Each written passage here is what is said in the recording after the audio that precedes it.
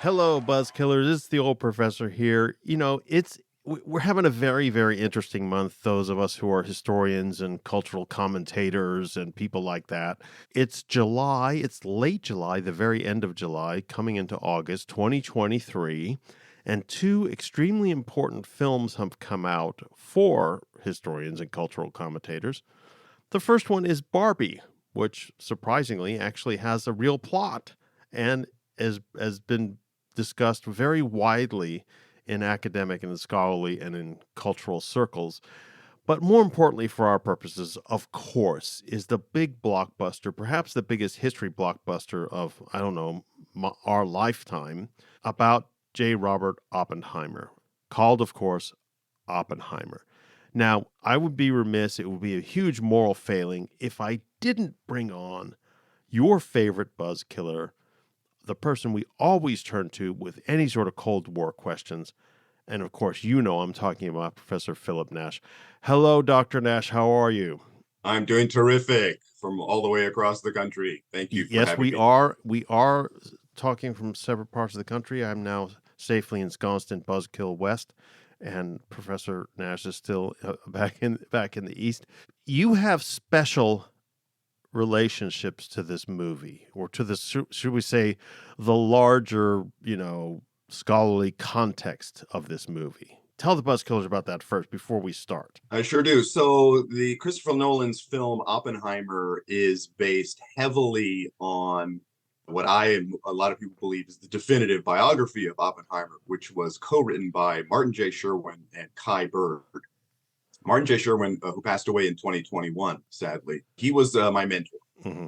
And we worked together very closely over many, many years. He was incredibly helpful and kind to me, indispensable in my career. He wrote his first book in the 1970s, and then he decided to write a biography about Oppenheimer. It took a very, very long time. He did some amazing research, interviewed a lot of people who were still alive back then.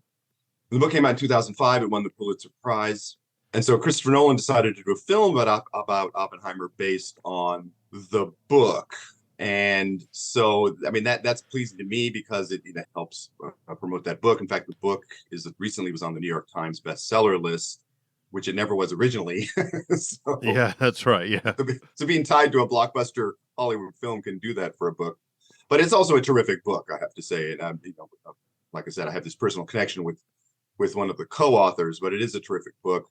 I highly recommend it. Obviously, we're going to put that on the Buzzkill bookshelf. Yes, it is there for encourage people to it read is it. there for Buzzkillers to get, and we would hope that the academic world were such that all the royalties from the film would sort of you would get a little percentage. It would all trickle down in some way to his mentees. Yeah.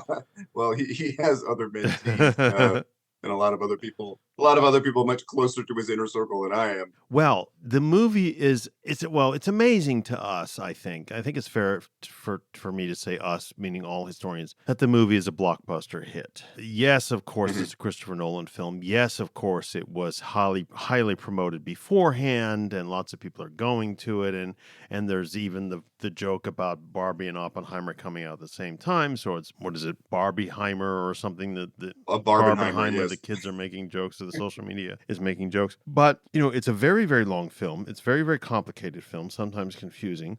But people are sitting Yes. through it, watching it, and liking it.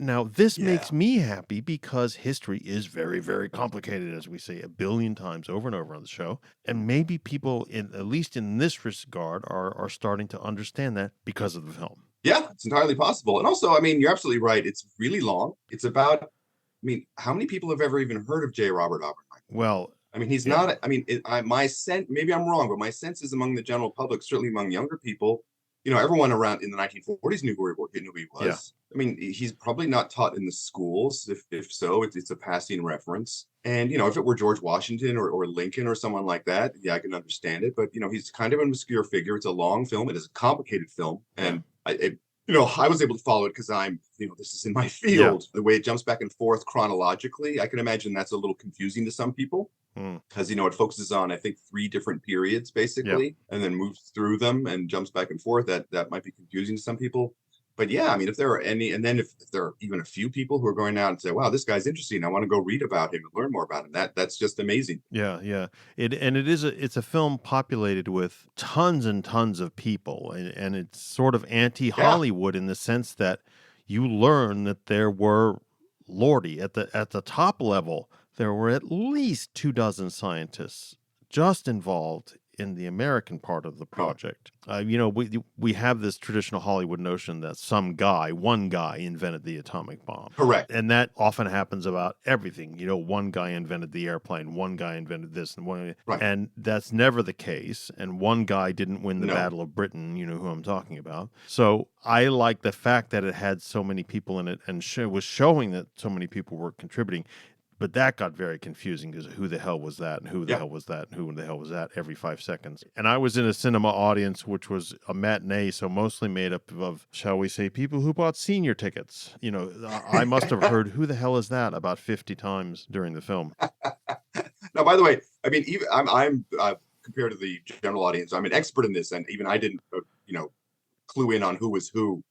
Like who's George Kistiakowsky, who's Richard Feynman. That's not immediately obvious. But I was also going to say what you just described, that phenomenon of sort of, we'll call it over personalization, or the power of biography, is that even in that time period, Oppenheimer was known as quote unquote the father of the atomic Yeah, bomb. the one, yeah, the father, yeah, Yeah, and it's like, no, in fact, he wasn't really a scientist. yeah, Not really in this project. He was a yeah, manager, an administrator. and a brilliant one at that. But still, I mean, and he would have been the first to admit that this was a massive collective effort and could only have succeeded as a massive collective effort. That comes through very clearly in the film, and so I, for one, was glad of that. I hope that part doesn't put people to sleep. But over and over and over again, I've been asked by buzzkillers, please get Professor Nash to do a show on this.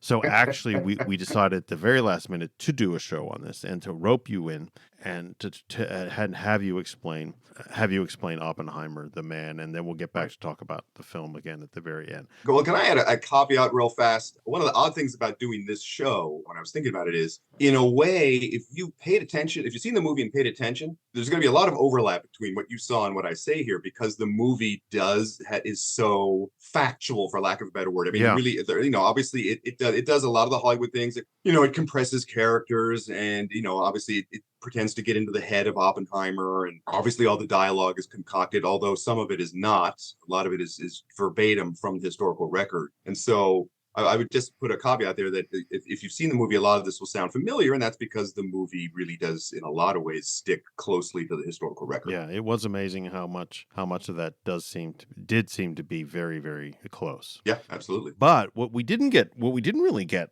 in the movie was who he was. What was his background, for instance? So J. Robert Oppenheimer, born in New York City, 1904, to a non-observant Jewish family, relatively prosperous. He had one brother, Frank, and in case I forget to mention it, Frank was trained as a very gifted experimental physicist in his own right. And in case I forget, fun fact, he and his wife, they are the ones behind the founding of the Exploratorium in San Francisco. Oh, right. I didn't know that. Okay. Yeah, it used to be until I think 2013. It was at the Palace of Fine Arts. That's where I went to see it when I was a teenager, and then it moved to, I believe, Piers 15 and 17. It's still there. It's apparently one of the greatest sort of hands-on scientific museums in the world. And Frank Oppenheimer was sort of the driving force behind that. Anyway, so he had one brother. By all accounts, Oppenheimer, a brilliant young man, extremely gifted, extremely curious. They showed it in the movie, and I was glad they did. As a relatively young scholar, he gave a lecture on quantum mechanics in Holland, and he gave it in Dutch. Yeah, not his native language by any stretch of the imagination. No, in fact, he basically picked up enough Dutch in 6 weeks to deliver this lecture in physics. Yeah, that's astounding. So yeah, and he's very curious, very interested in sort of Eastern religion, right? He quotes the Bhagavad Gita famously. But he was also, experienced a lot of turmoil, especially as a young man, often depressed, and this happened later in his life as well. You might even say unstable. The scene in the movie where he poisons the apple of the lecturer he didn't like, I don't know if he injected anything into it, but he definitely poisoned the apple. That did happen. And at one point, there's this very telling quote. At one point, as a young man, he said, quote, "I need physics more than friends." Yeah. You know, he could be a very problematic person, as we'll see later. A lot of turmoil in his life, a lot of inner turmoil as well. In any case, he was super gifted student. He's the kind of guy who sort of skipped grades. I think he combined the third and fourth grade when he was in elementary school. He earned a BA from Harvard in chemistry in 3 years. He received his PhD in theoretical physics from Göttingen in Germany in 1927. So just 2 years later. And Göttingen, by the way, was a big center of world physics back in the day. Yeah, it's Study with Max Born. the That's also place. touched on in the movie. Yeah. Yeah, certainly for that type. You know, in the movie, they had to handle this well too. He was, in fact, a disaster in the laboratory.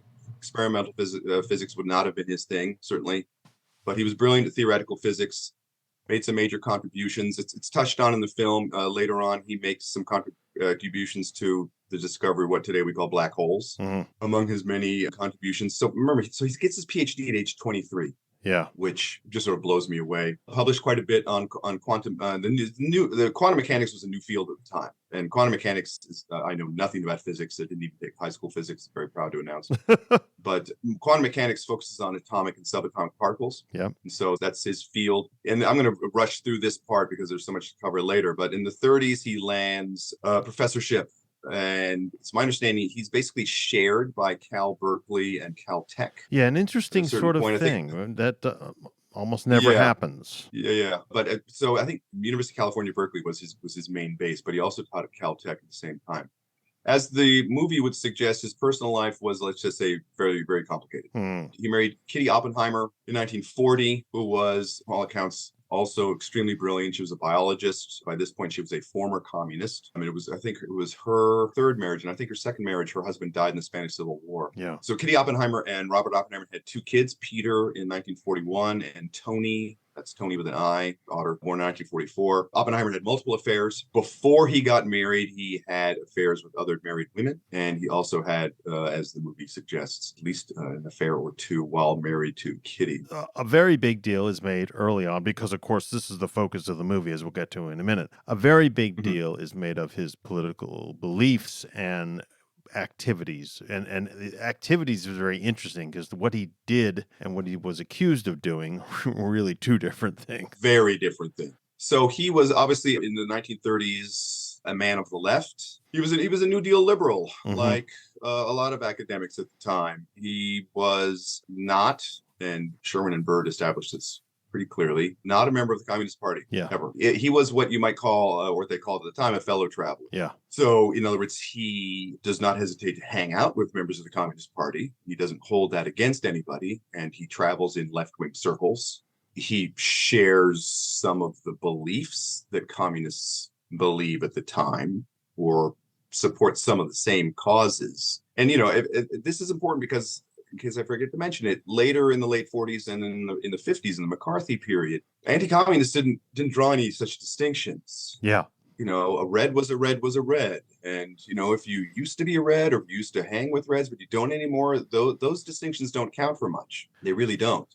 Part of McCarthyism is guilt by association. Yeah, what's called the second Red Scare in that way is more vicious than the first Red Scare. Absolutely, and he's going to find that out personally. But so he spent a lot of time with communists. Kitty was a communist. She quit later. His brother Frank was a communist. Jean Tatlock, played by Florence Pugh in the movie, she committed suicide in 1944. She was a communist, certainly at one point. But he wasn't, despite the strenuous, and I mean strenuous efforts of the FBI to prove he was a communist. They never could. Yeah. And if you look into this, it's interesting. By the way, the FBI was on him as early as 1941 and never let up. Yeah. They're constantly tapping his phones. These are all, by the way, warrantless wiretaps. They would present legal trouble for the prosecution these days. And also they kept him under surveillance. And the problem is, they would tap, to give you one example of what I'm talking about, they would tap the phones of actual communists in the Bay Area, and they might act like Oppenheimer's a communist or say things that would suggest that. And part of the problem is they want to be able to claim him as a communist, right? Okay. If you're part of the communist apparatus and you want to impress your superiors, you want to say, well, look, Oppenheimer's one of us. And then the FBI listening in will say, see, he's a commie. And of course, it means no such thing. Yeah, it means they're Right? saying he is, but even though he might not be. Yes, Yeah. yeah, correct. Right. So in other words, it really doesn't prove anything. And by the way, there are other phone calls which they intercept where they say, literally, can we claim him as one of our own? Yeah. Which would suggest he's not a member of the party. Yeah. But of course, that sort of evidence, the FBI, they're not terribly interested in that evidence. Because keep in mind, this is the Cold War FBI of J. Edgar Hoover. Right. They decide that you're a communist, and then they go out to prove it. Yeah. There's no good faith. They're not like, well, let's see if this guy's the communist, and if we don't come up with evidence, we'll leave him alone. No. J. Edgar Hoover personally decided that Oppenheimer was a communist, and so that's why they devote all these resources to following him, trying to prove that he's a communist. So his crime, it's not a crime, but his crime was to be careless about his acquaintances at a time when it really didn't matter.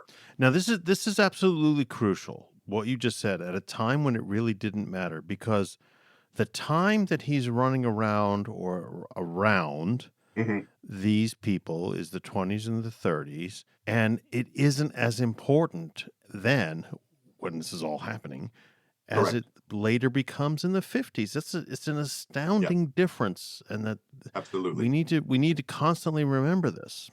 Yeah, no, and that's why the second Red the second Red Scare.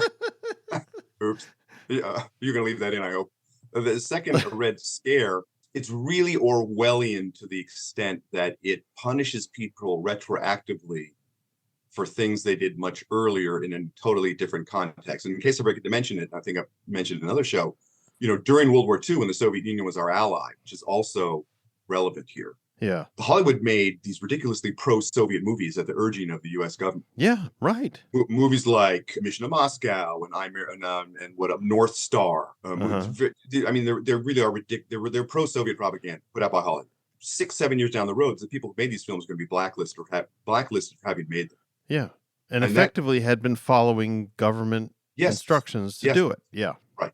Now, Oppenheimer's not in that category, but still. In the 30s, to get back on track here, he is as the movie suggests, he's involved in efforts to unionize the faculty at Berkeley. Yeah. And he certainly helps support the Republican, which is to say the government/liberal side in the Spanish Civil War. And I think it was mentioned in the movie that these funds were funneled through the Communist Party. Right? The Communist Party in the United States was sort of fundraising to help out the Republican side against the fascists in the Civil War, because as we said in our Spanish Civil War show, the Soviet Union was only one of the only countries that was actively helping the Republican side. Yeah. And so now we should say, by the way, remind the buzzkillers, supporting the Republic in Spain, the Republican side in Spain, was not a super radical thing to do, because the real radicals, the extremists, were the fascists under Franco. Correct. So by supporting this Republicans in Spain, you are supporting democracy in Spain. Yes, you're supporting the legitimately elected government. And the fact that the far left in the United States, they're the most avid supporters of the Republic, doesn't mean that supporting the Republic is a bad cause. But of course, a lot of anti-communists act that way. In my notes, I have this phrase. I forget where I got it, but this is a phrase used to describe people like Oppenheimer. They used it later. They used the term premature anti-fascist, which is to say it's okay to be anti-fascist once the United States gets into World War II, right? Because we're actually fighting Nazi Germany.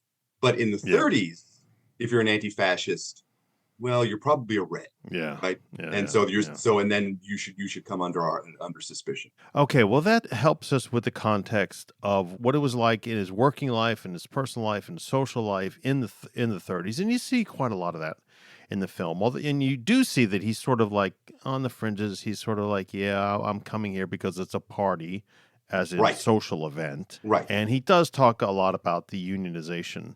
But again, you realize he's not hardcore. No. Now, but we need to accelerate this thing here. How does he get involved with the bomb? I won't get into all the details, but there is sort of a Manhattan Project before the Manhattan Project. Backtrack. 1939, really the ball starts rolling. That's when Leo Szilard, leading a nuclear physicist, he's the one who essentially in 1933 discovered discovered the idea of a chain reaction for producing immense amounts of energy. So he's a key figure in all this. Yeah. He convinces Albert Einstein to write a letter to President Roosevelt to alert him to the idea that a bomb is feasible and that the Nazis might be trying to get one. Right. The British are the first to actually launch a project, and then circa 1941-42, Roosevelt basically orders our scientific establishment to sort of start to gear up to do something along these lines.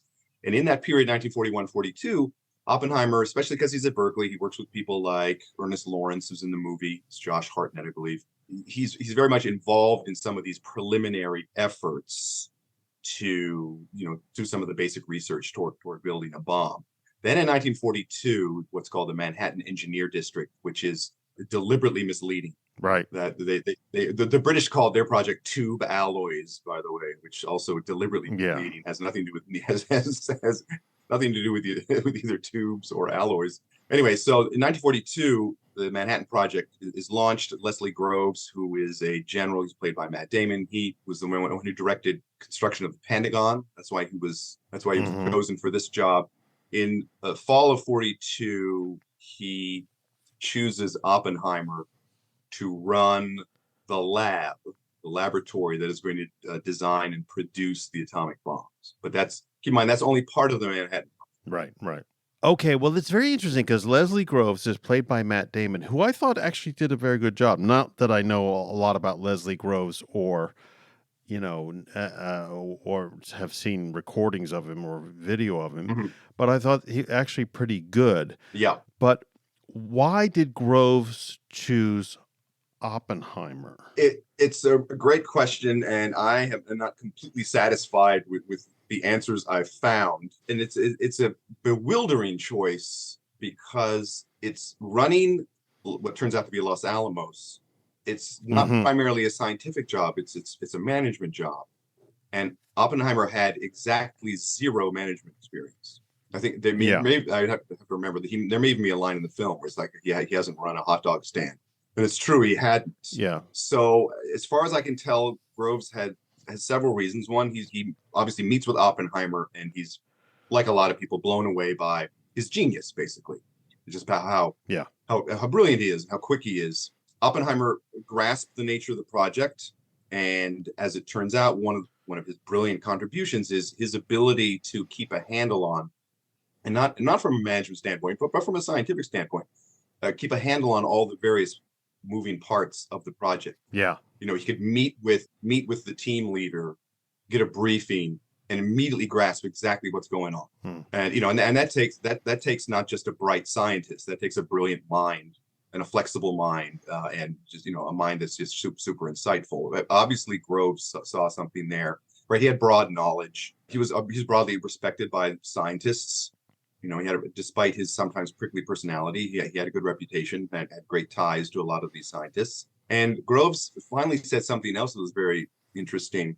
He said that he noticed something that a lot of other people didn't notice, at least not readily, and that is Oppenheimer's ambition. Groves knew that Oppenheimer was ambitious and that he would drive everybody very hard and very energetically to get this done in the shortest possible time. Right. And that obviously turned out to be a really important attribute as well. Now, as the movie also attests, and I'm people are probably tired of hearing me say that already, but the security people did not want to clear Oppenheimer. The Manhattan Project or the Los Alamos nuclear laboratory, once it was all set up, and by the way, it's correct, Oppenheimer chose the site because he knew it so well, right? He spent a lot of his spare time horseback riding in the remote deserts and mountains of Mexico. They wanted an isolated spot, and they found it. Yeah. At that time, it was out in the middle of nowhere. But the security people in the project, they didn't want to clear Oppenheimer because of his past. They had access to the FBI files. They did their own digging. They thought he was a security risk. And people like Boris Pash, who's played by Casey Affleck in the movie, very, very skeptical of Oppenheimer. Groves basically had to overrule them. And he had done the same with others. And credit to Groves. Groves was very pragmatic. And I think he realized very quickly that for this to work, you need the top scientists. Yeah. And some of these scientists have left-wing backgrounds. Right. And if you start to get choosy based on people's political beliefs, you're not going to have the top scientists. Yeah. And that's not just true of Oppenheimer, it's true of some of the others as well. And so they basically swallow their concerns and they bring a lot of these people in. And now, as it turns out, they bring in people like Klaus Fuchs. Right. Extremely important.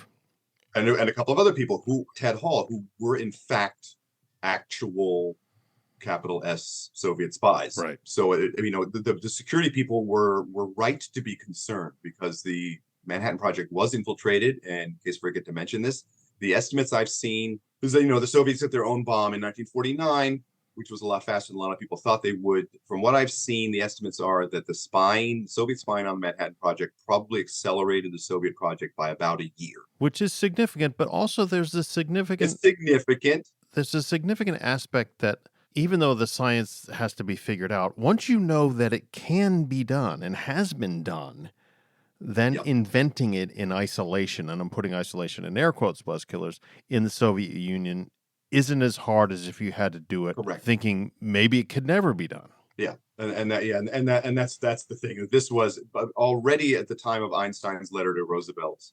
All the physicists understand that they're really unlike what people like Harry Truman and others later on would believe. There's no atomic secret. Yeah. The principles are well known. It becomes an engineering problem.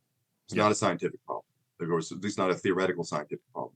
Right? There's no like, oh, how do we figure out how to build a bomb? Everyone knows how to build one. Building it is difficult.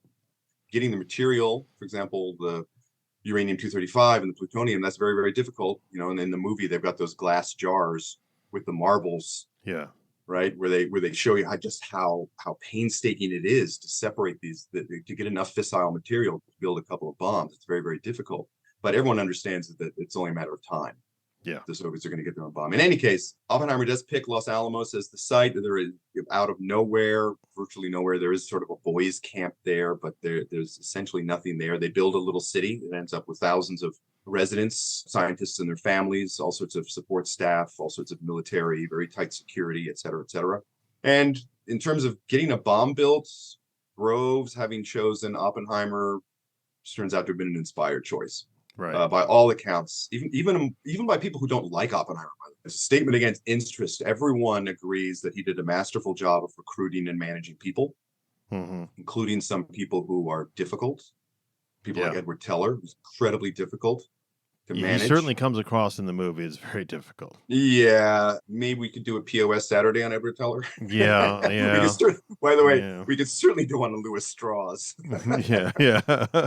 So he does successfully keep a handle on all the various moving parts, right? It has all these, the Los Alamos has all these different divisions. They all have to be kept on the same page. He was a very charismatic, inspirational leader by all accounts, but he was also arrogant and foolish in his handling of security. Right. And this is really going to come back to haunt him.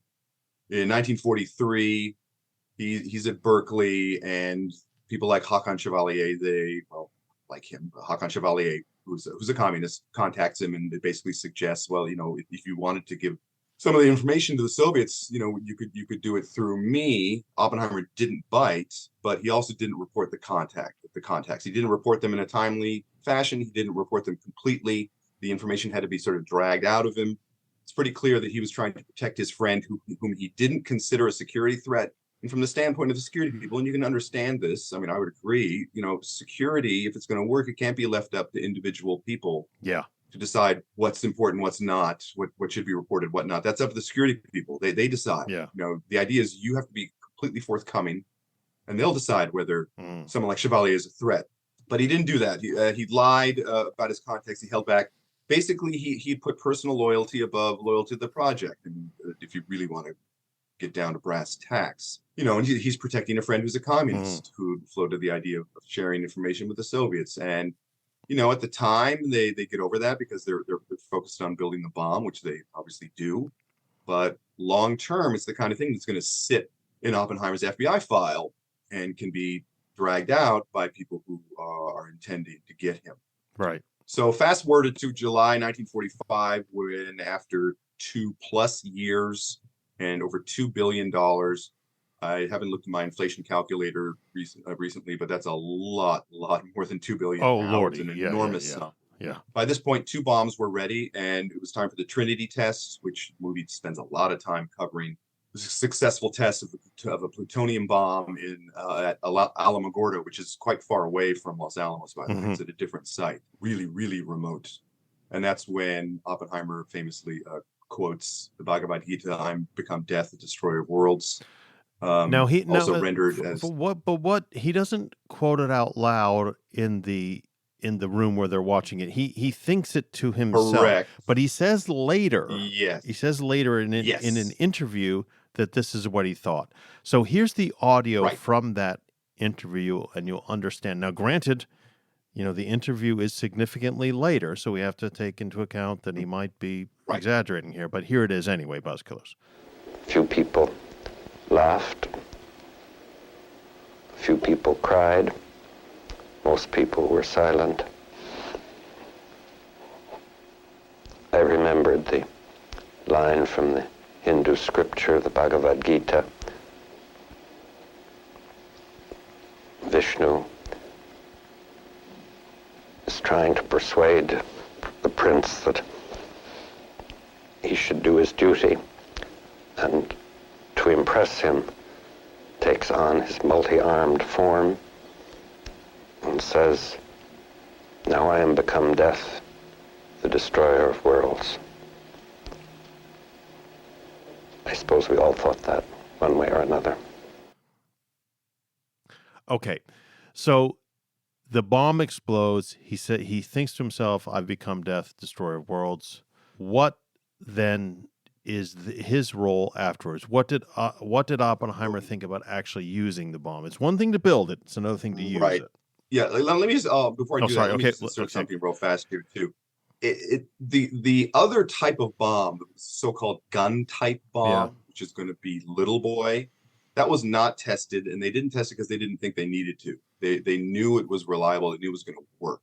That gets lost in the movie. Yeah. They mentioned it very briefly at one point, but the movie spends so much time on the Trinity test for some perfectly legitimate reasons. You could get the impression that if that test didn't work, there would be no bomb. Yes. And that's not true. You already had a working bomb that they were working on, and it was going to be ready by August 6th. We know that because it was dropped on Hiroshima. Even if the implosion type or the plutonium type bomb that they tested, even if that was a complete dud, you were going to have an atomic bomb. They would have put all their resources into making the gun type bombs, and you would have had a nuclear arsenal and a nuclear arms race. Well, you're right. I mean, it wasn't just him. It wasn't just him thinking, "I've become death, destroyer of worlds." It's one thing to build a bomb, and it's another thing to use it. So what did then? So the test is done. There must be this huge sigh of relief. It actually worked. What did Oppenheimer think about using the bomb? Right, and I think this is an important question because the movie, I think, captures his complexity. That's one of the things I really like about it. He's a very complicated and ambivalent person when it comes to the bomb, and that's an important message because afterwards, after he is sort of railroaded and a victim of McCarthyism, basically, and he gets his security clearance yanked and becomes sort of a pariah in official circles. He becomes sort of a darling of the left. Yeah. And because he's ambivalent, you can look at his record and you can build a case that he's sort of a peacenik, and that he was against the atomic bomb, that he thought it was evil, et cetera, et cetera, et cetera. And he did right after the war. He favored international control of a fairly extreme form, right?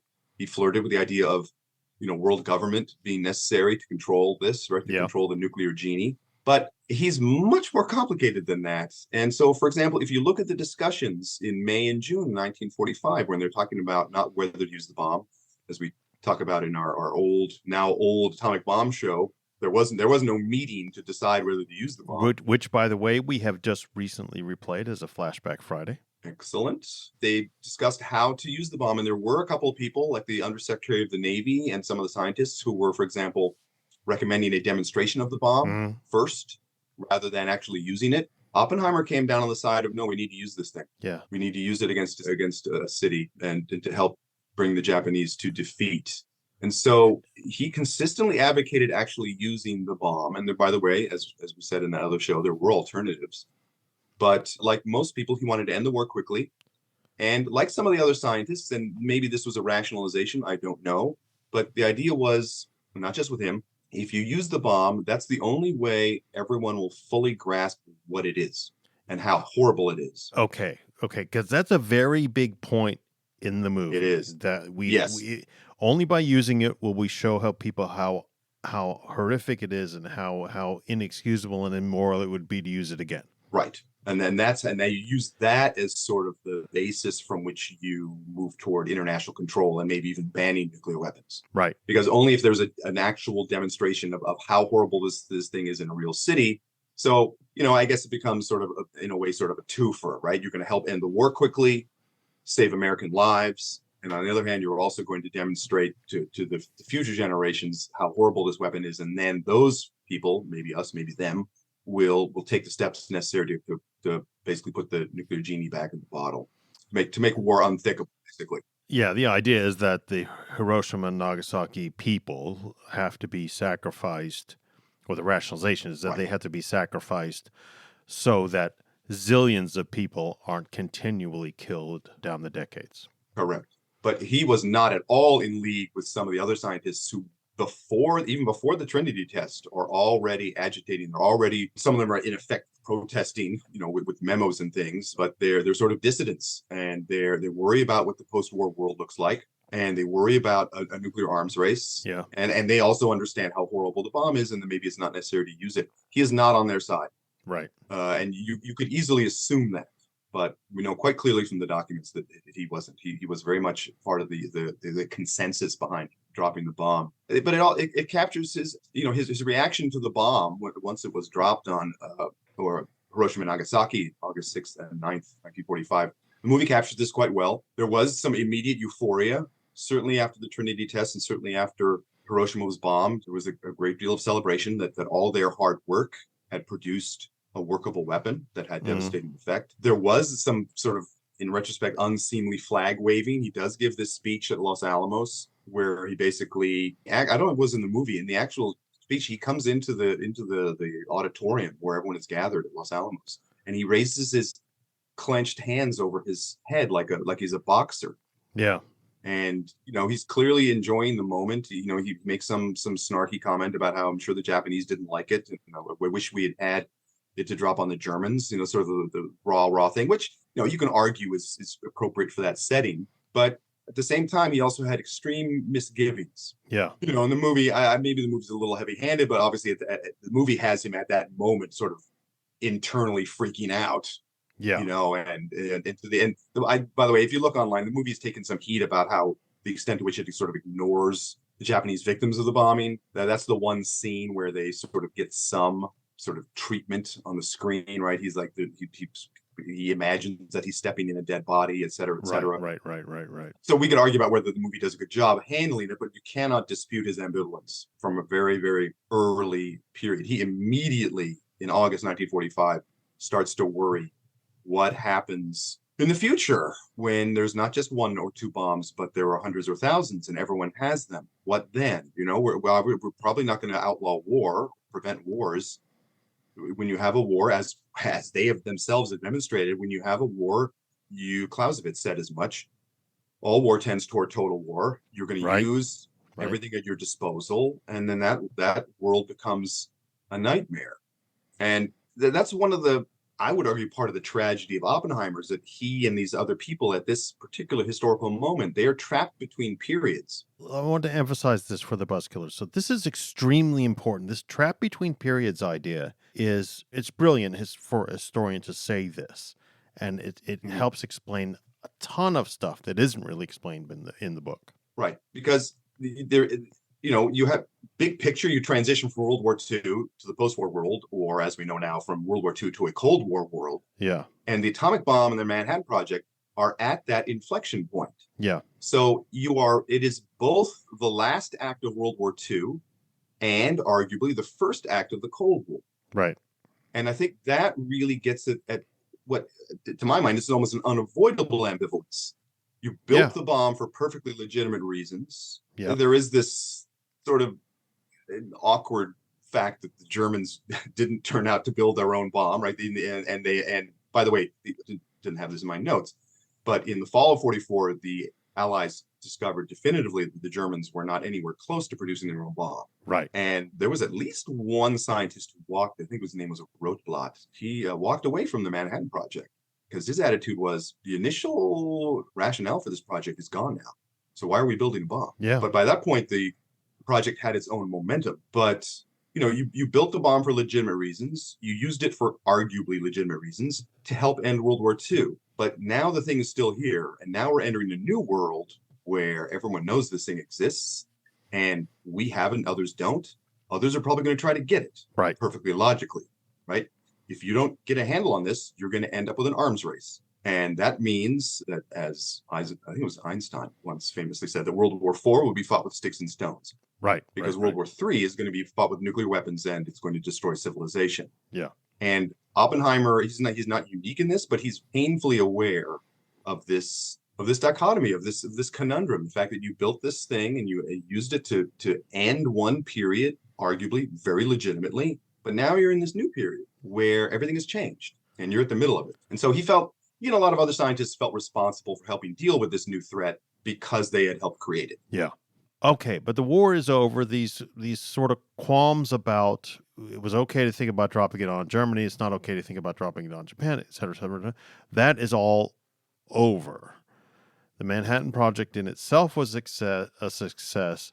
Now what for Oppenheimer? Yeah, what about his life story? So I think one of the most important things to understand is that once Hiroshima and Nagasaki take place, they help win World War II. He is now, certainly in the scientific world, Oppenheimer is an absolute rock star. Yeah. Alluded to in the movie. He is on the cover of magazines. Probably the most, I'd have to think about this, but next to Einstein, probably the most famous, certainly the most famous physicist. Yeah. If not the most famous scientist in the world.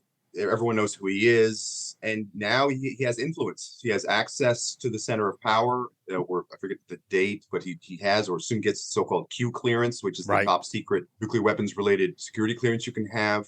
And then the question is, what does he do with this influence? And there the answer is a little more murky. And the movie handles this pretty well. The movie does have the famous encounter in October 1945 between Oppenheimer and Truman. Mm-hmm. You're a physicist and you get a chance to meet with the president in the White House. Yeah. That's an extremely rare opportunity.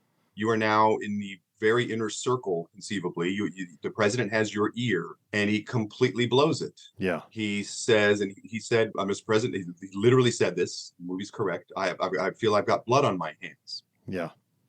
Truman's reaction is, we don't know for sure. In the movie, Gary Oldman, who plays Harry Truman, basically pulls out his handkerchief and hands it to him. Yeah. That's one version of the story that Truman shared much later on. And by the way, Truman, not always the most reliable witness to events he took part in. He worked very hard to create this persona that he's the sort of no-nonsense, tough guy, the buck stops here, et cetera, et cetera, et cetera. Right. But it is quite clear that he was taken aback and very, very unhappy that Oppenheimer felt bad about this. And I'm going to do a little pop psychology here. It's clear from other information that Truman himself was much more ambivalent about the bomb than he let on. Oh, I didn't know this. Okay. Yeah, that's important context because, in his memoir, he says basically, I decided to drop the bomb and I never lost any sleep over it. Yeah. It's actually, the record is a little more ambiguous at the time. And there's evidence that he worried about, for example, the mass death that resulted from using atomic bombs. Nevertheless, in this context, he is preserving, the tough guy image, and he has absolutely no time for a scientist who comes wringing his hands. And he did basically say later on, not within Oppenheimer's earshot, like in the movie, later on, he basically said, in 1946, I don't want that crybaby in the White House again. Yeah. But that's 1946. Yeah, it's 1946. So, there are other instances of this where Oppenheimer has this nearly, not unique, but extremely privileged access. He's in the halls of power. Yeah. He doesn't always use it wisely. And Sherwin and Bird, I think, are very good on this point. They make the point, I think it rings true, that he was so brilliant that he was used to improvising. Yeah. And time again, he would give a 45-minute speech, no notes. Right. Everyone completely entranced. Everyone, years later, remember the talk and how brilliant it was. He had that powerful a brain, and you can get by with that. But then there are certain points where, for example, you're in the Oval Office and you're sitting with the president and the Secretary of War, and that's it, and you're under intense pressure. And then something comes out of your mouth that you regret later. And that's, by the way, happens in the security hearing in 1954 as well. Under pressure, he's not very good on his feet. Yeah. And I think that's part of his hubris and part of his arrogance, and part of the sort of, once again, the tragedy of his story. By the way, I can't let this opportunity go by. Gary Oldman played Churchill famously in Darkest Hour, one of the movies that sets British historians like me on edge, and when we want to go crazy. I couldn't agree more. In an extreme, plays him in an extremely, well, it's not his fault, but he's portrays Churchill in an extremely inaccurate way, and he also, I think, portrays Truman. I'm surprised he took the part. It's a small part, and it's just, well, anyway, I was like, oh God! Now he's playing Truman. He's played 2 of the 3 people at Potsdam. Is he going to show up as Stalin? I was going to say now he on? has to play Stalin. Yeah. Lord, no, that is an amazing thing about the movie, is how many people like him, major actors with extremely bit parts. Yeah, right. Yeah, he's not alone. By the way, from what I've seen, I thought he did a pretty good job as Truman. Yeah, because Gary Oldman's an amazing actor.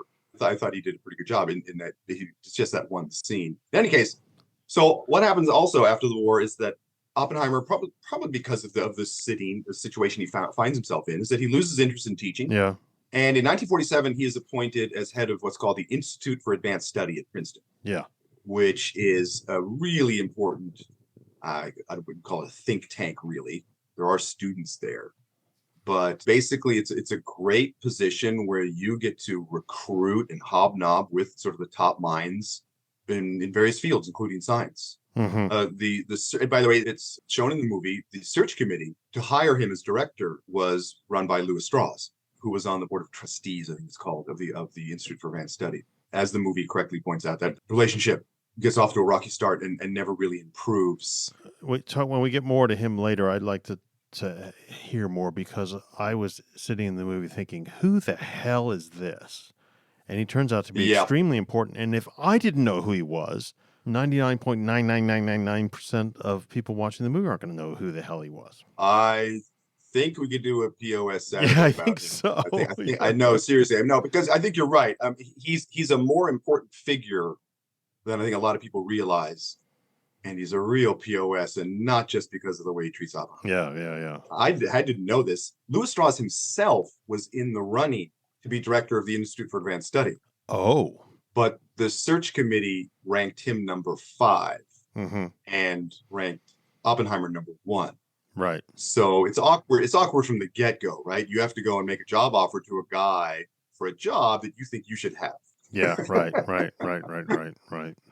In any case, the movie handles that very well. That relationship, long term, is going to be very, very damaging.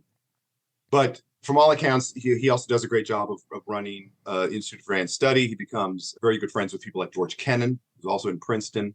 In fact, it's controversial, not that people care, but Oppenheimer gave Kennan a position at the Institute for Advanced Study, even though Kennan was not a scholar.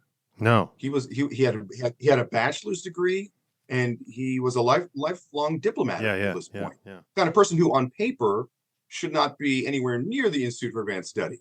Right. And yet, I think in retrospect, everyone's like, well, of course George Kennan should be at the Institute for Advanced Study, right? And he kept this job pretty much until the end of his career. So until around 1965, just a couple of years before Oppenheimer died, he had that position at the Institute for Advanced Study. In 1946, the Atomic Energy Commission was created. This was the post-war body that was created under the Atomic Energy Act to basically govern all things atomic. That includes civilian nuclear power, the design and development of nuclear weapons, etc. It was supposed to basically have a monopoly. Louis Strauss was on it initially. He was not the chair, but he was on it until 1950. And it had a general advisory committee. So the AEC, they're just sort of essentially high-ranking bureaucrats, right? And they have a general advisory committee of experts. And Oppenheimer was an obvious choice to put on the GAC, the General Advisory Council, and the General Advisory Council itself elected Oppenheimer to be its chair. Right. All perfectly sensible, and almost Absolutely. Everyone would come to that conclusion.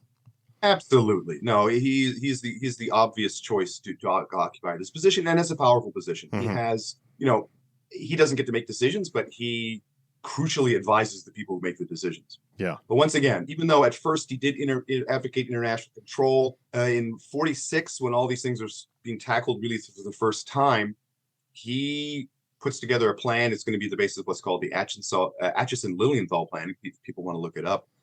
It included things like a partial surrender of sovereignty in order to get control of the atom. Yeah. So I mean, things as radical as all uranium mines internationally will not be private property or property of the nation where they are. They'll be the property of this international control agency. Yeah. Basically, I mean, Oppenheimer and people who also agreed with this approach would have said, look, this is an extreme circumstance. We have to come up with some extreme solutions. Otherwise, we're going to have an arms race and a suicidal World War III. Right. Now, he quickly came around, discovered that this was not practical for various reasons. He quickly became very skeptical, like most people, about the Soviet Union and its attitude. Mm-hmm. He's very much part of he's not this sort of starry-eyed fellow traveler when it comes to the Soviet Union at this point, not at all. Yeah. He realizes that the Soviet Union is not cooperating. He's on board for the sort of most Cold War policies. And as part of that consensus, he starts to basically say you have to arm for defense and you have to design more and design better and produce more nuclear weapons. Now, this is fascinating because throughout his career, he's been sort of, if not hounded, at least washed for being a commie fellow traveler. At various points, he does come up with the ideas or agrees with ideas of international control of certain things about atomic weapons. But then at every step where he comes to the sort of brink of going over the peacenik cliff and becoming a total disarmament guy, he pulls back because he sees realistically that the Soviet Union, even though, when Stalin's still alive, and then even after Stalin died, the Soviet Union is an extremely bad actor and a real problem. Yes. And in that sense, Oppenheimer is like millions of Americans. Yeah. He's torn between his idealism, that there's some very good reasons for, and there was sort of the painful reality of the facts on the ground. Mm-hmm. Now, where he does get into trouble is that as a head of the GAC, of the Atomic Energy Commission, he takes some stances that some people don't like. Right. And I'll identify three of them. One is that and this is the more idealistic side, obviously, certainly compared to the alternative, he constantly pushes for maximum government candor with the American people. Right. That to the extent consistent with security, you should level with the American people. You should tell them the facts of life. You should, be very clear about what the threat of nuclear weapons is, et cetera, et cetera, et cetera. So, there's a spectrum. How much do you release? How much information do you share with the public, right? Yeah. A lot or a little. He basically says a lot. A lot of other people say it should be a little or nothing. So he offends those people with that. He also pushes for what are called tactical nuclear weapons, sort of quote unquote small nuclear weapons that are used on the battlefield. Right. And if you're wondering, why is that a controversial stance? Well, that reflects, among other things, the United States Army trying to get in on the nuclear business. Right. And it really profoundly upsets the United States Air Force. Yeah, this is one of the brand new service rivalry things. It's so fascinating. And it's a big part of it, yes. And so remember, the Air Force is part of the Army until 1947. Yeah. And then it's created as a separate branch. And it sees itself as being more important than anybody because it has the strategic nuclear weapons and it will single-handedly defend the United States and win World War III if it comes to that. Right. And all the other stuff, all the soldiers and sailors, that's all nonsense. And by the way, the Crossroads test, the first post-war nuclear tests at Bikini Atoll, 1946, that's the United States Navy trying to get in on the nuclear business. Lordy. So unfortunately, a lot of this is inter-service rivalry. Yeah. They're constantly on the lookout. What's the currency of the day? The currency of the day is nuclear weapons. So we all need to be on it. Yeah. And it's going to lead to all sorts of ridiculous redundancy when it comes to targeting and nuclear weapons design and production, et cetera, et cetera. In any case, so he's created a lot of enemies in the U.S. Air Force. And in this context, the worst, quote unquote, worst stance he takes is that he opposes the development of the super. Now, this is a very important point in the film. And one of the things that actually frustrated me about the film was everyone talked about super without anyone ever explaining what super was. And I got kind of PO'd at Christopher Nolan because he assumed that he sort of assumes everybody's read the book. Nobody's read the book. Right. So, Yeah. so what the hell was, I know, but I'm putting this on for dramatic purposes. What the hell is the super? What in living hell was super that Yeah. everybody referred to and seems to know except the audience? Very simply put, you've got two types of nuclear weapons. You have the first type is an atomic bomb, and it relies on fission. Right. You split the atom and release a chain reaction of splitting atoms that releases an enormous amount of it. Already at Los Alamos, and I think this was mentioned in the film, already at Los Alamos, people like Edward Teller are theorizing that you could actually build a hydrogen weapon. Yeah. That doesn't split atoms, but uses fusion. That you fuse atoms and release orders of magnitude more energy than an atomic weapon. So by 1949, the issue on the table is, do you launch a crash program to build a hydrogen weapon? And by the way, just for the purposes here, an atomic weapon of the Hiroshima type, you measure its force in kilotons. Yep. So thousands of tons of TNT equivalent. The Hiroshima weapon, I think, was probably, I forget, 15 or 20 kilotons TNT equivalent. The super, a hydrogen weapon, and they already knew this, its blast you would measure in megatons. Yeah, astounding. Yeah. So millions of tons of TNT equivalent. So much, the Jupiter missiles that I studied in the late 50s, early 60s, it had a 1.44 megaton warhead. That's 100 times the power of the Hiroshima bomb. Yeah, these are the missiles, by the way, Buzzkillers, that were involved in the Cuban Missile Crisis. And theoretically, as far as I know, in terms of a device, if not a deliverable bomb, theoretically, there's no limit to how big a blast you could generate using the fusion principles. Anyway, so fall of 1949, the context is the Soviets have already broken the U.S. nuclear monopoly. Yeah. They successfully test a nuclear weapon, their own, in late August 1949, I believe. And by the way, this is covered in the movie. Lewis Strauss actually pushed for the detection method that turned out to actually detect the Soviet detonation. Yeah. And that was a method that Oppenheimer and a few other people had poo-pooed. They had said, this is not going to work. And it turned out it did work. And so this is another sort of touch point in the touchstone in the conflict between them. So the Soviets have detonated their own bomb. They have canceled ours out, right? We no longer have a nuclear monopoly. That was something that we had relied on for our security, right? It was sort of our security blanket. Yeah. People like Leslie Groves said it would take them 20 years. Truman it's in the movie, Truman actually said they're never going to get a bomb. Yeah. It took them 4 years. Yeah. And maybe it would have taken them 5 without spying on the Manhattan Project. But there they are. And so now we have a new context. The people who support the super feel like now's our time, right? We have to have this new weapon so we can stay ahead of the Russians. Yeah. Oppenheimer and the GAC, they recommend against a crash program to build the hydrogen bomb in October 1949. Now, Truman, in late January 1950s, goes ahead and declares we're going to launch a crash program to build the super, which they do. And by the way, it was probably going to happen anyway. Yeah. But against Oppenheimer, if you think he's a security threat, if you don't trust him, if you think maybe he's even secretly doing the Soviets' work, this is a major peg for you to hang your hat on.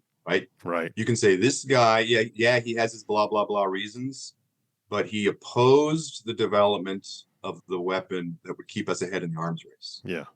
And by the way, Buzzkill, Stalin is still alive at this point. So, there's the big bad bear out there. Right. It's not like in 1953 when there's the potential, government by committee and things could soften. Mm-hmm. It is Stalin. And, by 49-50, we are discovering some of these spies, including Klaus Fuchs. Mm-hmm.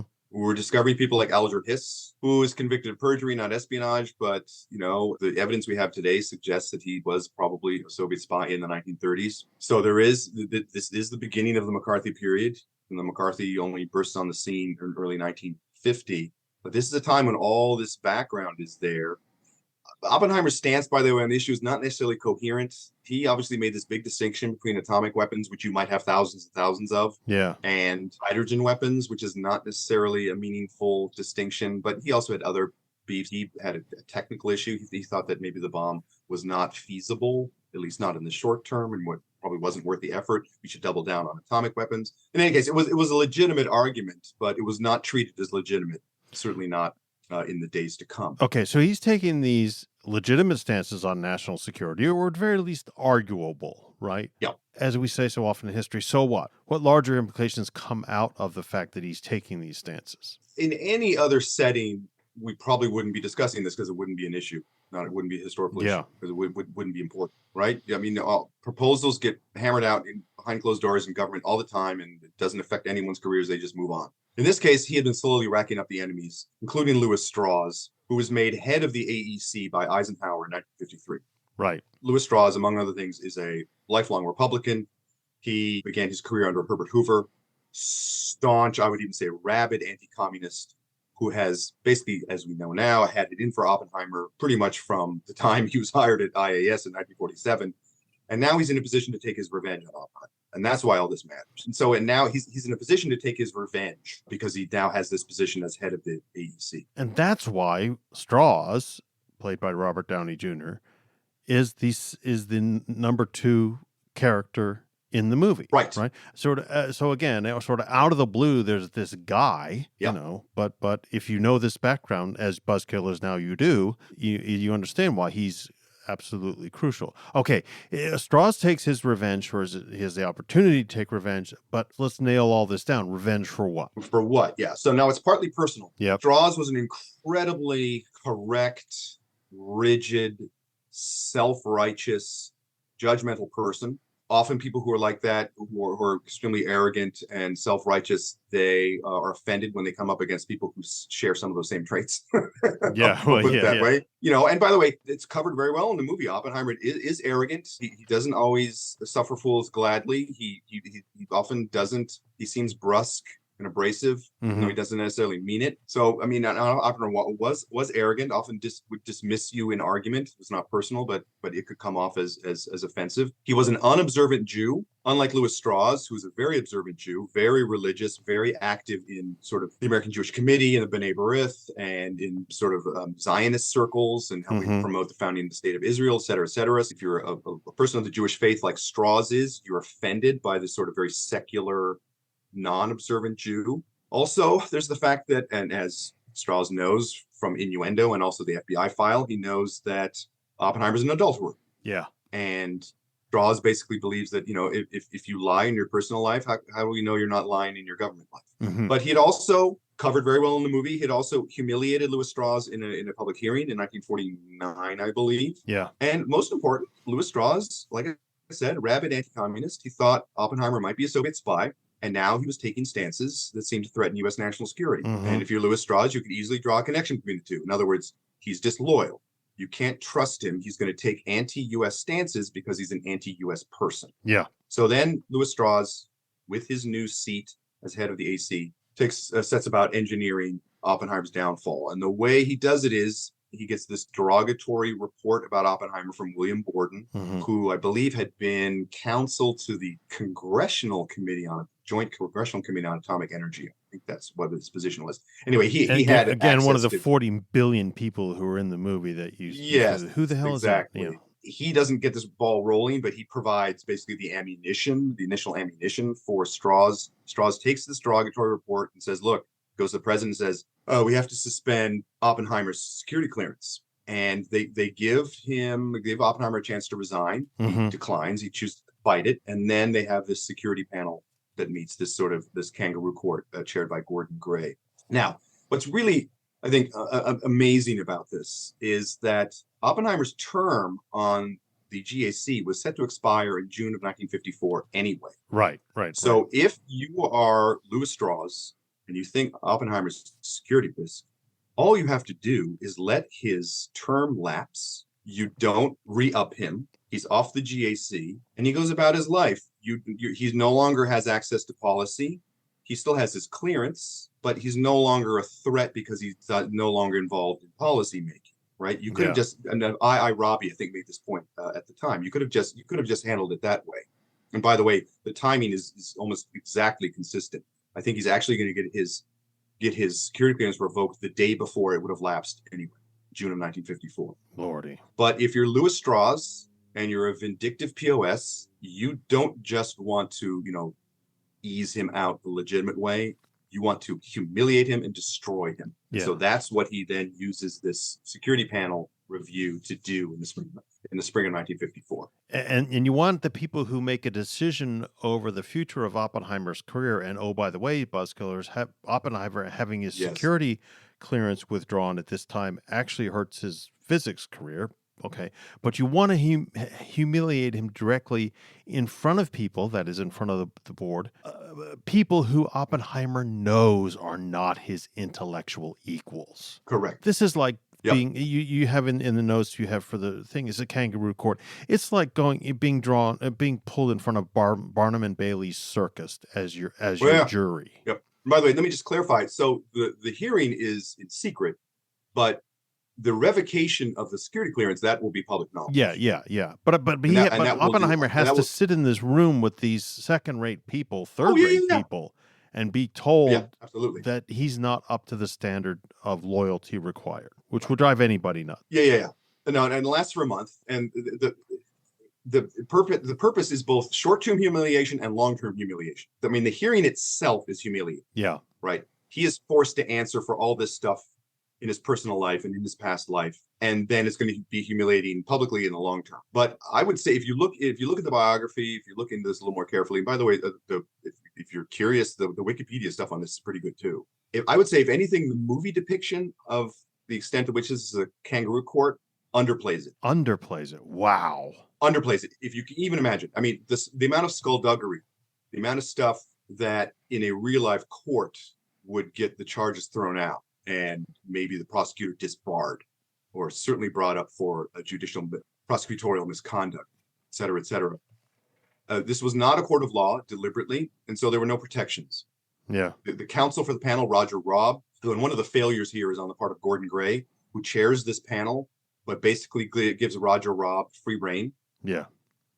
It's basically, if you in a courtroom, the courtroom equivalent would be a judge turning to the prosecutor and saying, "Counselor, you go ahead and take over the proceedings." Yeah, it's just shocking. Yeah. That's how absurd it is. So the defense counsel is covered in the movie. The defense counsel was not security cleared to see all the evidence that the prosecution had. And by the way, Oppenheimer's FBI file by this point is thousands of pages. Mm-hmm. Roger Robb and his people, they were wiretapping Oppenheimer's discussions with his attorney. Yeah, it's shocking. So basically the prosecution, and I'll call them the prosecution because that's what they are. The prosecution, they basically hold all the cards. And Lloyd Garrison, who is Oppenheimer's defense counsel, is not exactly a pit bull. He's not the most, he assumes good faith. Yeah. But and so he's not as effective. He doesn't push back very hard. By the way, the prosecution also blackmails witnesses who were pro-Oppenheimer into testifying against Oppenheimer. Oh, Lordy. I mean, there were basically no holds barred. And substantively, everything was dredged up again. Everything, including his past love affairs, including his ties with communists in the past. And frankly, as I alluded to earlier, Oppenheimer himself was a poor witness. He often blurted things out that were damaging to himself. It's in the movie. He concedes too many points. He doesn't fight back very hard, right? They have Kitty Oppenheimer basically more than once in the movie, begging him, why don't you fight back? And he can't really explain his 1943 behavior. He says at one point that he invented a cock and bull story, which incredibly damaging to your credibility. Yeah, never admit to that. Never admit to that. No, absolutely not. And at one point he said, why did you do X, Y, Z? Well, because I was an idiot. Yeah. Honest to a fault, I guess I would say. And once again, this is Oppenheimer, who's usually incredibly quick on his feet, but under pressure, he says stupid things. Mm-hmm. Edward Teller famously comes and testifies against him. Yeah, it's amazing. Yeah. This is why. And it wasn't in the movie, but you should know this. So, and it's a really weird setting, and it's perfectly accurate in the movie, right? So someone like Teller is testifying, and sitting on the couch behind him is Oppenheimer. Yeah. That's exactly how it was. Yeah. In this very confined physical space. What the movie doesn't show is that after he testified, Teller got up as he was leaving, shook Oppenheimer's hand and said, "I'm sorry." Yeah. And Oppenheimer's response essentially was, "After what you've just said, I can't know what that means." Yeah. In other words, why are you apologizing when you just deliberately destroyed me in your testimony? Right? Where you basically said that, I'd feel better if the security of the country weren't were in better hands, or hands that I understood better, et cetera, et cetera. So the panel votes 2-1 to revoke his security clearance. And here's a little factoid, which is not in the movie. The one vote he got, I think his last name is Evans, forget his first name, right? It's a 3-person panel. He was picked for the committee because he was an anti-Semite. 40. In other words, that's how badly or how successfully Strauss was rigging this. He wanted a 3-0 vote. Yeah. And this guy Evans was an anti-Semite and was initially inclined to deny the security risk.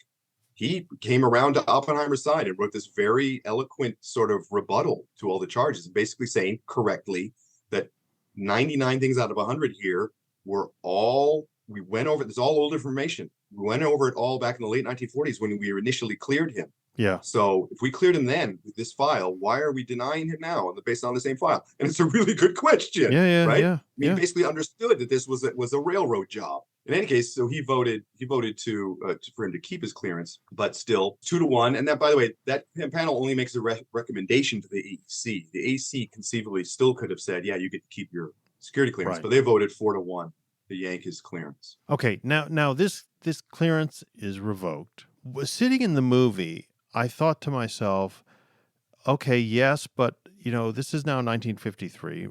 Oppenheimer could, in theory, start thinking about retirement, or at least slowing down on a national policy scale and going back to being a regular professor. What's the big deal about having your security clearance revoked? It's a question I've often wrestled with. And once again, it's all about the context. By the way, he does not publish any scientific papers after 1950. Right. He's no longer an active physicist. You're absolutely right. He still has his position running the Institute for Advanced Study. And by the way, Strauss tried to get him yanked from that too, but failed. Yeah. Repeatedly. So, I mean, Strauss basically is relentless and never lets up. He's never fully satisfied in terms of his effort to destroy Oppenheimer. But having your clearance yanked, being the father of the atomic bomb, having access to the top, the most important corridors of power, he's now essentially excommunicated from the policy elite. Okay, that's very, very, very, very crucial. He no longer has a voice with the people who make decisions. That's right. And even if, certainly in the short to medium term, there are people who don't necessarily hate him or don't necessarily think he's a security risk. But when the government officially declares you to be a security risk, now you're going to say, well, you know what? Even in unclassified stuff, why should I listen to this guy Oppenheimer, right? Yeah.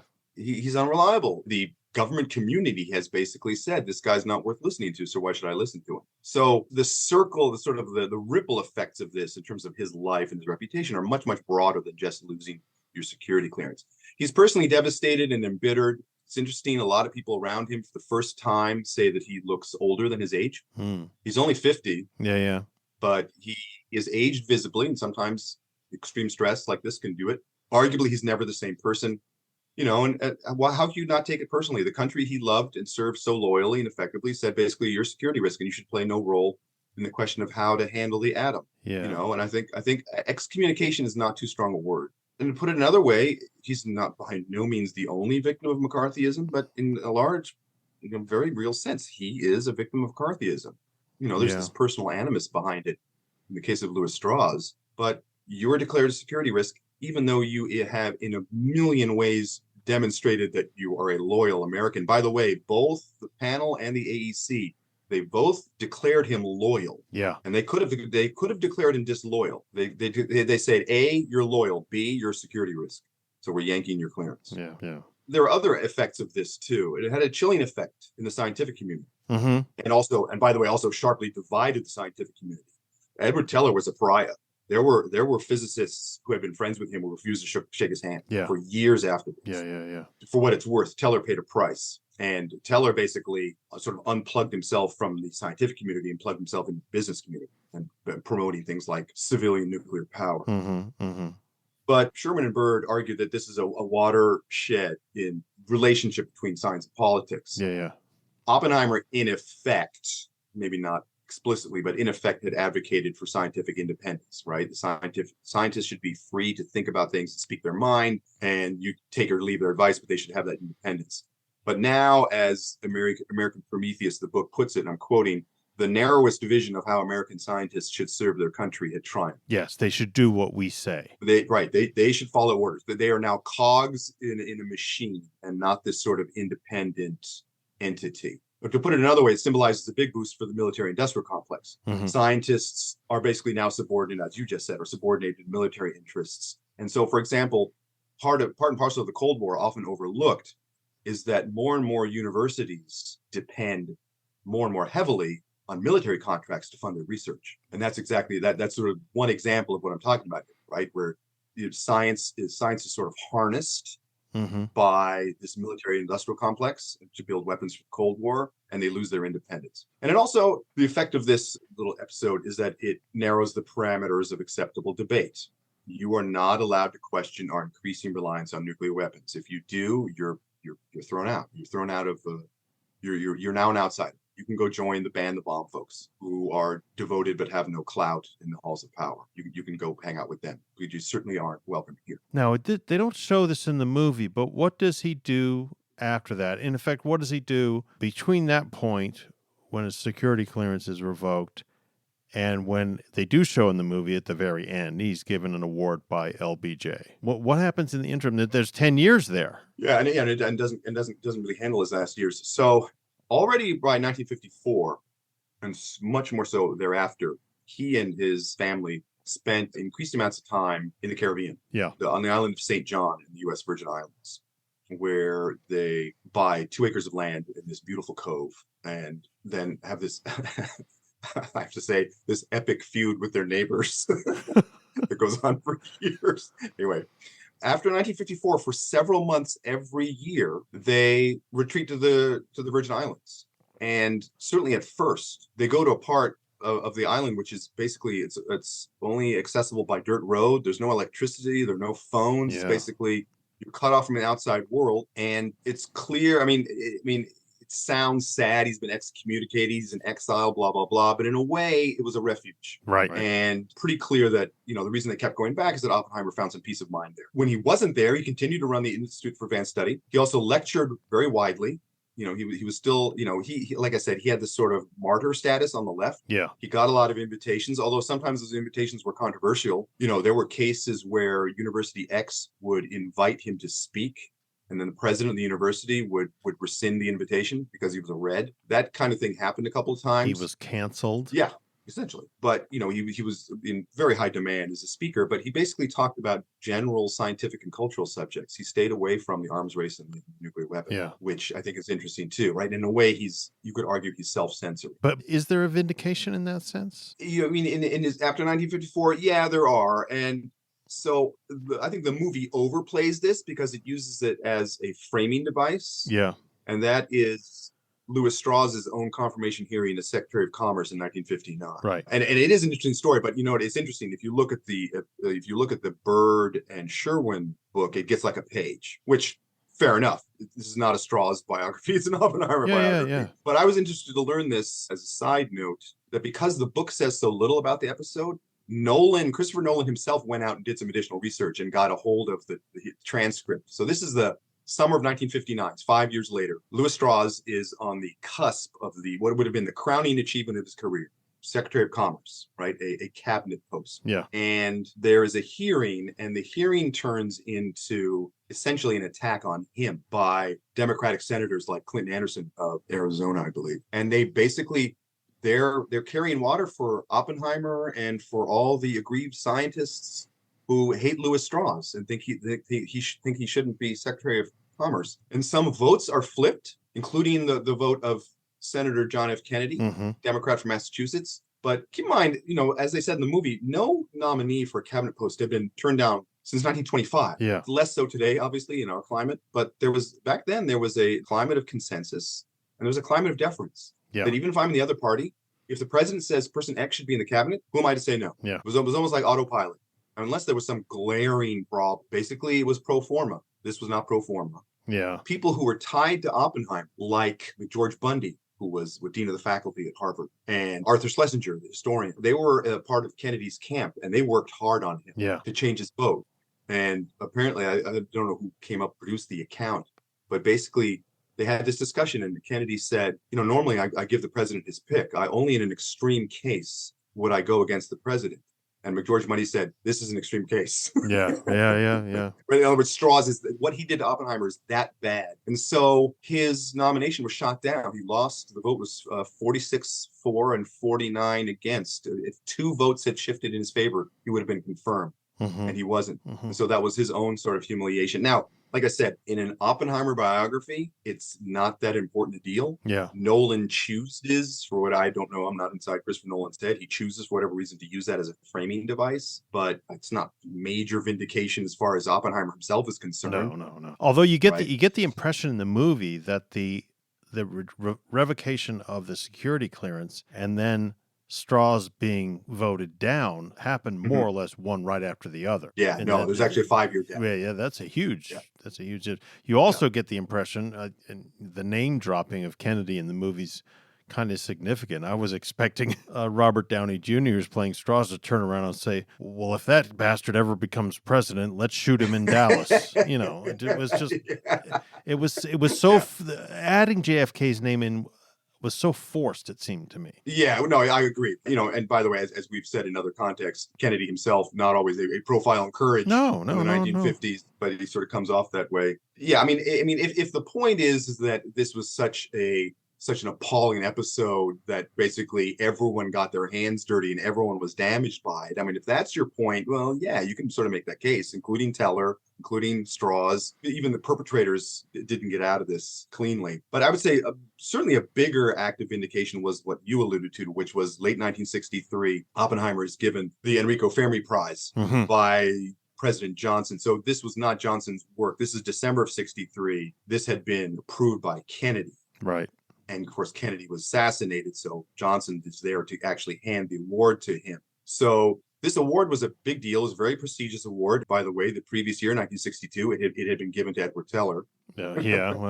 In any case, it's certainly, and it was deliberately intended as such, this was intended as an act of rehabilitation. That essentially, and I think David Lilienthal said as much, at the time, like we're basically, expiating the sins of what was done, of the sins that were done against Oppenheimer. Right. At the ceremony, Oppenheimer said, and this is not in the movie, he said, and I'm quoting, "I think it is just possible, Mr. President, that it has taken some charity and some courage for you to make this award today. This would seem to me a good augury for all of our futures." Yeah. And by the way, it also came with an immense cash prize. In today's money, it was about $500,000. Yeah. So obviously, Oppenheimer would have preferred not to have gone through the 1954 episode, but there's some sort of indication in that. So he continues on at IS, spending months of the year at St. John. In 1966, he contracts throat cancer. Like many of his generation, he was a chain smoker. Yeah. He gave up cigarettes at some point, but then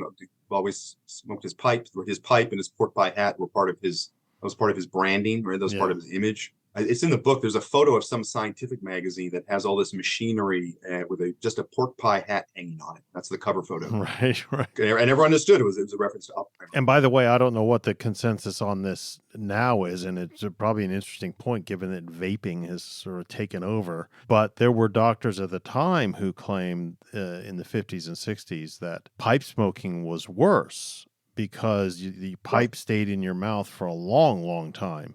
And the smoke was going in on it for much longer than cigarettes, so that you're more likely to get throat cancer if you were a heavy pipe smoker. So he ends up dying in early 1967, throat cancer, at the age of 62. Yeah. He was still a relatively young man. Astounding. And by the way, I have to add a footnote biographically. So his daughter, Toni, who was herself a gifted linguist, she was up for a translator job at the United Nations in 1971. To get that job, she needed a U.S. security clearance, which the FBI denied her because of her father's record. Wait, what now? Oppenheimer's been rehabilitated, given the Fermi Award in 1963, and... Well, wait a minute. He was not rehabilitated in the eyes of the FBI and the communist establishment. So this is still hanging on as late as 1971. And damaging his offspring, who had nothing to do with any of it. Yeah, Tony. That's how absurd this is. Tony Oppenheimer was an infant in Los Alamos and had nothing to do with commies or anything. That's just shocking. Yeah, not that this is related to that FBI thing, but her own story is also very sad, and she ends up killing herself Yeah. in 1977. So that's also sort of a sad coda to the personal story. Okay, as we always ask on these shows that are mostly biographical, when we're sort of assessing a person's historical import, what's your bottom line about J. Robert Oppenheimer? There are a lot of directions you could take this, and I'm sure I'm leaving some possible takes out. But here's my take, and also relying partly on the book, of course, which I once again do highly recommend. I think Oppenheimer's important because he's not alone in this, but I think he's a very good embodiment of our lasting ambivalence on nuclear weapons. And let's just remind the buzzkillers, these are weapons that we rely on fundamentally for our security. Yeah. But if we were to use them, it would be suicide. And even, for example, if you had a full nuclear exchange between the United States and Russia today, it might not wipe out all of humankind. It could very well wipe out all of humankind in the Northern Hemisphere. Absolutely. Regardless of where you live north of the equator, even though our arsenals are much smaller today than they were in the late 50s and early 60s. And regarding the atomic bomb's use, he was partly right. The post-1945 period has been called by another of my mentors the Long Peace, right? Remember, just to review, you had a catastrophic world war in 1914. You had a catastrophic world war in 1939. And then after 1945, knock on wood, you haven't had another one. No. A lot of smaller wars, which were very bad, but not a world war. And that's a big Don't get me wrong. point. You have not had a great power war. You have not had quote unquote World War III, which, if you look at 1 and 2, you could fully expect it. And it's quite clear one of the main reasons is nuclear weapons. And by the way, I'm not justifying nuclear weapons. I'm justifying partly Oppenheimer's argument that if you use nuclear weapons, we'll be terrified of them, and that will prevent major power war. So he was right in that regard, like a lot of other people. It wasn't a unique insight. He was right about that. May I take that point slightly further? And again, this is as a non-specialist, but is also part about the increasing technological advancements in war, because the American Civil War, cannon and other things go through a number of advancements technologically. The Franco-Prussian War is a huge leap forward in military technology, and then even further is World War I and then World War II. So there's this path that the world is going down towards an unbelievable technological future of war that would kill us all. And the point you're making, and the point Oppenheimer was making, was part of the reason that hasn't happened since 1945 is because the bombs were dropped. Right. And right, because there is it's not theoretical. There's a very clear understanding of what these weapons do. By the way, including very small ones, in relative terms, what they actually do to actual people. But he was also right, I think, in the other half of his ambivalence, which is we'd better control nuclear weapons or we're in deep trouble. Right. And I think we've lost sight of that in recent years. There was some uptick in sort of realization in early 2022 when the Russians invaded Ukraine, and I'm afraid that it's slipping away again. By the way, for the record, we are signatories to the Non-Proliferation Treaty, and if you look at that treaty, we are obligated to work toward getting rid of all nuclear weapons. We've made strides, not in recent years, we've made strides, and then, not to be gratuitous, but we did just survived a president who 3 times in the 2016 campaign asked why can't we use nuclear weapons. Yeah. We've become complacent, and I think Oppenheimer's concern about a world with nuclear proliferation and arms race and no higher authority sovereign states armed to the teeth with nuclear weapons, he worried about that, and he's right to do so. But from another angle, I would say that Oppenheimer also is a cautionary tale about the relationship between science and politics. And I think this also has relevance today. And I mean that in 2 senses. One, if you look around us today, you and I talk about this all the time, you have such widespread willful ignorance, anti-intellectualism, dangerous conspiracy mongering. We see the politicization of science policy choices all the time. I mean, I was just off the top of my head, I thought about someone like Anthony Fauci, who makes some mistakes, but does his best to put a lid on a catastrophic pandemic, and he ends up getting death threats. Yeah, there's a sort of parallel there, because Oppenheimer makes mistakes, but mostly corrects them, and on and on and on, and then is treated absolutely horrifically.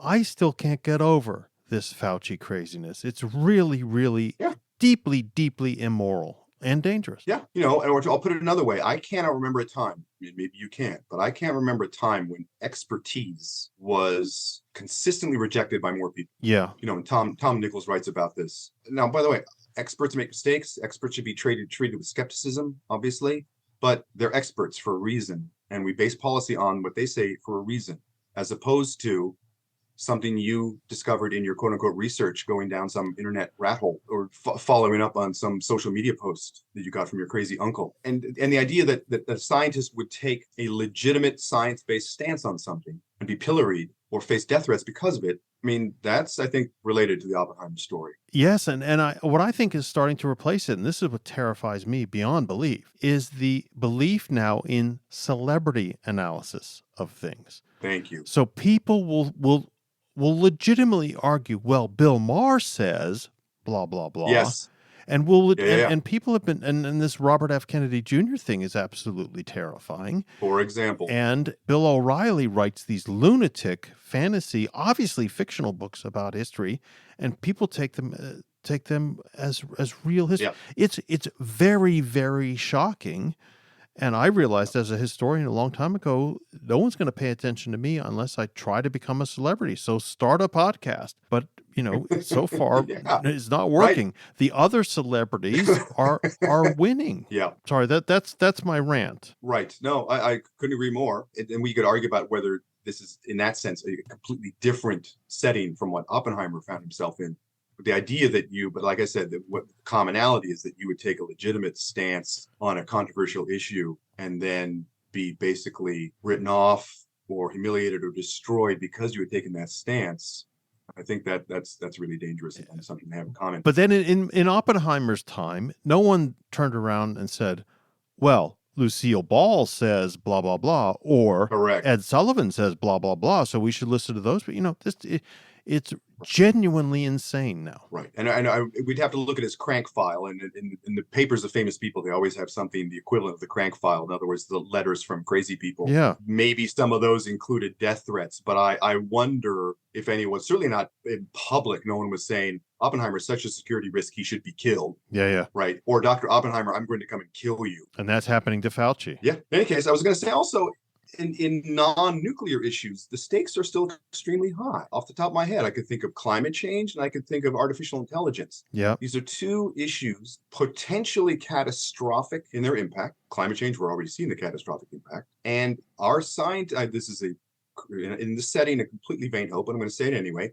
Our scientists and politicians had better get on the same page. Yeah. Because if you're going to handle these sorts of questions, if you're going to, because things like AI, private industry are so far advanced ahead of public debate or efforts to regulate it, et cetera. Right. Scientists and politicians better get on the same page as opposed to being antagonists. Yeah. Which is what they often seem to be in our current debate. And again, totally enhanced by this insane strain of public opinion. Yes. And also things like social media. Yeah, for sure. And let me just end on a footnote, if I may, because you asked about vindication.